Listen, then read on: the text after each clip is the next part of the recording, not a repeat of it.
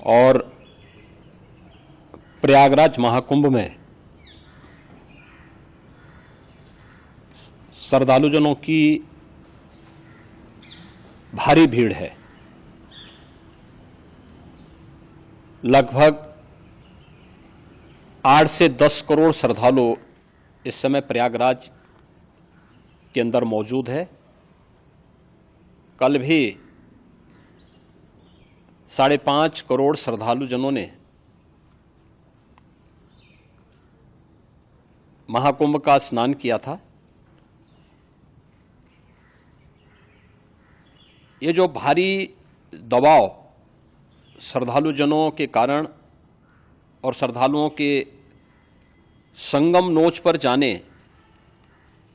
के कारण वहाँ पर एक बना हुआ है, लेकिन पूरा प्रशासन मौके पे वहाँ मौजूद है।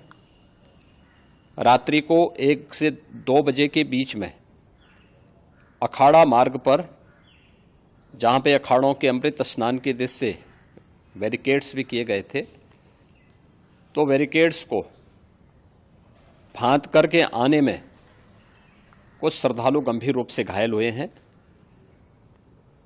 उन्हें तत्काल हॉस्पिटल में पहुंचा करके उपचार आदि की व्यवस्था उनके लिए की गई है। उनमें से कुछ श्रद्धालु गंभीर रूप से घायल हैं। लगातार प्रशासन स्थानीय स्तर पर श्रद्धालुओं की सकुशल स्नान कराने के दृष्टि से रात्रि को कल सायंकाल 6:30-7 बजे से ही मौनी अमावस्या का मुहूर्त प्रारंभ होने के बाद से ही लगातार लगा हुआ है। प्रयागराज में महाकुंभ में श्रद्धालुजनों के सकुशल स्नान करने, अमृत स्नान के लिए देश भर से आए हुए श्रद्धालुजनों की व्यवस्था के लिए, उनके कुशल क्षेम के लिए आदरणीय प्रधानमंत्री जी का प्रातःकाल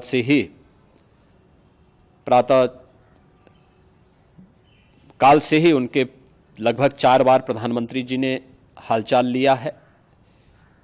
माननीय गृह मंत्री जी ने, माननीय राष्ट्रीय अध्यक्ष भारतीय जनता पार्टी श्री JP नड्डा जी ने, माननीय गृह मंत्री श्री अमित शाह जी ने भी, और प्रदेश की माननीय राज्यपाल श्रीमती आनंदीबेन पटेल जी ने भी लगातार जानकारी लेकर के सभी के कुशल क्षेम और सकुशल स्नान कराने के बारे में निरंतर रिपोर्ट ले रहे हैं।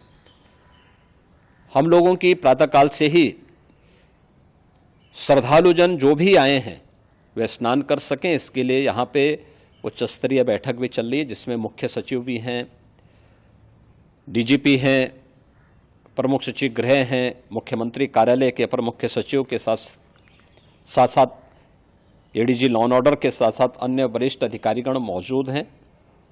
प्रयागराज में हालात वर्तमान में नियंत्रण में हैं, लेकिन भीड़ का दबाव बहुत बना हुआ है। अखाड़ा परिषद से जुड़े हुए पदाधिकारियों के साथ मैंने स्वयं भी बातचीत की है। आचार्य महामंडलेश्वरों से भी, पूज्य संतों के साथ भी मेरी बातचीत हुई है, और पूज्य संतों ने बड़ी ही विनम्रता के साथ इस बात को कहा है कि नहीं, श्रद्धालु जन पहले स्नान करेंगे और फिर जब उनका दबाव कुछ कम होगा और वे सकुशल वहाँ से निकल जाएंगे, तब हम लोग स्नान करने के लिए संगम की तरफ जाएंगे। अभी पहले श्रद्धालु जनों को, चूँकि देश भर से आए हैं, तो इसके लिए उन्हें सभी अखाड़े इसके लिए सहमत हैं और सभी लोग इस व्यवस्था के साथ जुड़े हुए हैं।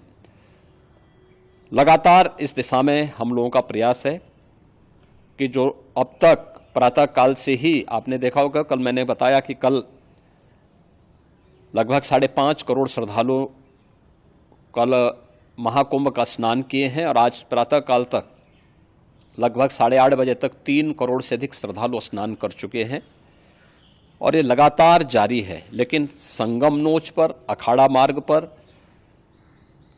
नागवासुकी मार्ग पर लगातार दबाव बना हुआ है, और वहाँ पर श्रद्धालुजनों की सुविधा के लिए भी हर प्रकार की वहाँ पर प्रशासन पूरी मुस्तैदी के साथ लगा हुआ है।